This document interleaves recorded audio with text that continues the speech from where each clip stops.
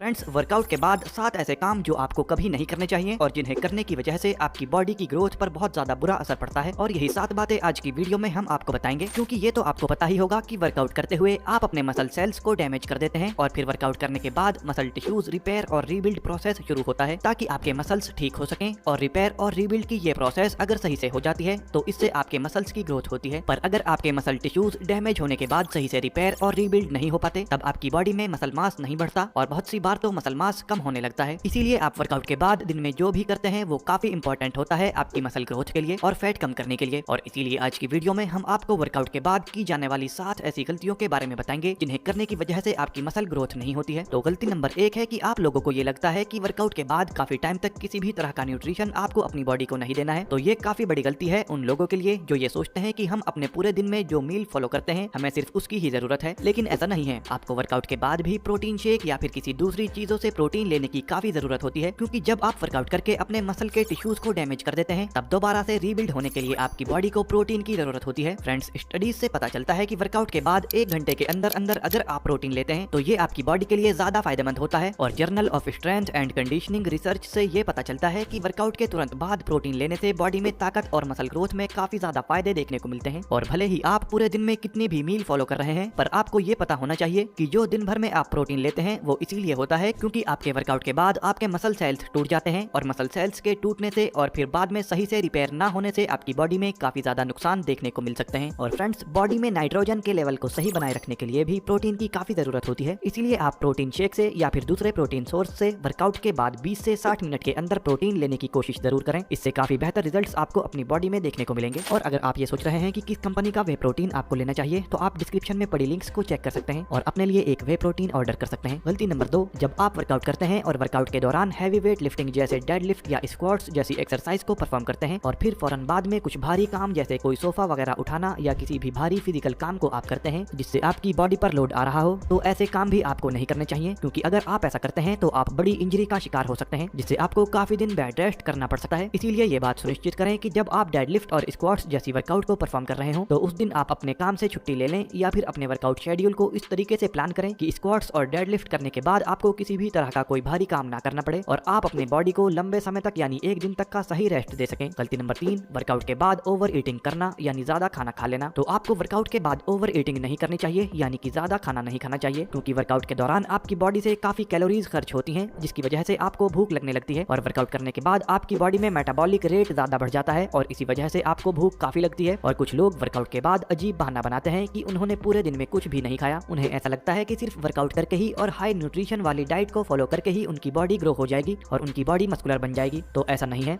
सही नींद लिए बिना आपकी बॉडी से दर्द कम नहीं होगा और आप थकान महसूस करते रहेंगे और आपकी बॉडी में इंजरी होने का खतरा बढ़ जाएगा और आपके मसल टिश्यूज सही से रिकवर और रीबिल्ड भी नहीं होंगे। तो आपको ये पता होना काफी जरूरी है कि जब आप रात में सोते हैं तब आपकी ज्यादातर मसल्स की रिपेयरिंग होती है और मसल्स ग्रोथ होती है। और ऐसा जब होता है जब आपका शरीर हार्मोन छोड़ता है। एग्जाम्पल के लिए, अगर आप पूरी नींद अच्छे से सो रहे होते हैं तो ही ह्यूमन ग्रोथ हार्मोन यानी कि HGH हार्मोन ज्यादा मात्रा में आपके शरीर में डेवलप होते हैं, जो आपकी पूरी बॉडी में मसल्स को रिपेयर करते हैं और हेल्दी रहने में आपकी मदद करते हैं। और अगर आप सही मात्रा में नींद नहीं लेंगे तो आपकी बॉडी में HGH हार्मोन ज्यादा प्रोड्यूस नहीं होगा, जिससे कि आपकी मसल ग्रोथ ज्यादा अच्छे से नहीं होगी, क्योंकि जब आप सोते हैं तो मसल्स ग्लाइकोजन के अंदर जाता है। और इसके अलावा एक और वजह है कि प्रॉपर स्लीप नहीं लेने की वजह से वर्कआउट परफॉर्मेंस आपकी बेकार हो जाती है और आप कमजोर महसूस करने लगते हैं। और हमारे पास काफी स्टडीज भी हैं जो दिखाती हैं कि एक सही नींद नहीं लेने की वजह से आपकी बॉडी में टेस्टोस्टेरोन लेवल में कमी आ जाती है। एग्जाम्पल के लिए, एक रिसर्च से पता चलता है कि मेल बॉडी में सही नींद ना लेने की वजह से टेस्टोस्टेरोन लेवल में 60% तक कमी आ जाती है और ये कमी उनकी बॉडी में आती है जो 8 घंटे के बजाय 4 घंटे की नींद ही लेते हैं। इसीलिए रात में 7 से 8 घंटे की नींद लेने की कोशिश आपको करनी चाहिए। ये फ्यूचर में ज्यादा हैवी वेट लिफ्टिंग वाली एक्सरसाइजेज में भी आपकी मदद करेगा। गलती नंबर 5 है वेट लिफ्टिंग एक्सरसाइजेज करने के एकदम बाद कार्डियो एक्सरसाइजेज करना, खासतौर से वो मसल पार्ट जिन्हें आपने अभी ट्रेन किया था और उन्हें दोबारा से कार्डियो में आप ट्रेन करने लग जाएं, तो ये भी काफी बड़ी गलती होती है। एग्जाम्पल के लिए, लेग्स वर्कआउट करने के फौरन बाद ट्रेडमिल पर दौड़ना, क्योंकि एक स्टडी में 2 मेल ग्रुप्स को बांटा गया और इसमें पहले ग्रुप ने स्ट्रेंथ ट्रेनिंग करने के एकदम बाद कार्डियो एक्सरसाइज की थी और दूसरे ग्रुप ने स्ट्रेंथ ट्रेनिंग करने के 24 घंटे बाद कार्डियो एक्सरसाइज को परफॉर्म किया और इस स्टडी के रिजल्ट में रिसर्चर्स ने देखा कि एनर्जी दोनों ग्रुप के लोगों में बराबर थी,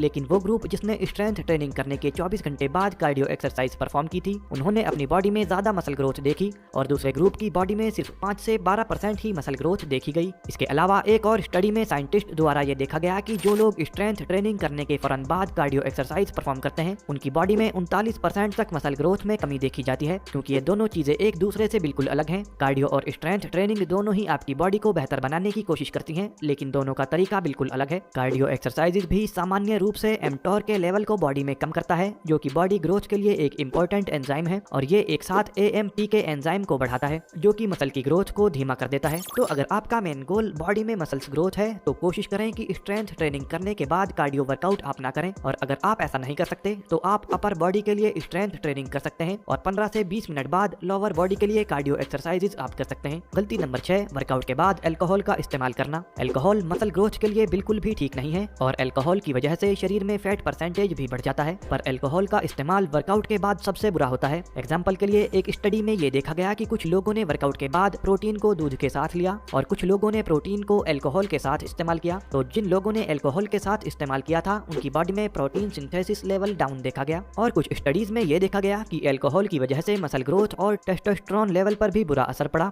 इसीलिए आप अल्कोहल का इस्तेमाल वर्कआउट के बाद बिल्कुल ना करें। गलती नंबर 7, जो कि काफी बेसिक है और इसका आपकी मसल ग्रोथ से कोई कनेक्शन नहीं है, पर यह काफी जरूरी है कि आप वर्कआउट खत्म होने के बाद सामान को इधर उधर ना फेंकें और डंबल को उनकी रैक्स में लगाएं और बाकी सामान भी आप सही जगह पर रखें, जिससे कि दूसरे लोगों को वर्कआउट करने में कोई प्रॉब्लम ना हो। फ्रेंड्स, उम्मीद है कि आपको आज की हमारी ये इन्फॉर्मेशन अच्छी लगी होगी, तो आप कमेंट करके हमें बताएं कि आपको ये वीडियो कैसी लगी है, और इसी तरह की फिटनेस रिलेटेड वीडियोस के लिए आप इस चैनल को सब्सक्राइब जरूर कर लें। Bye friends, take care.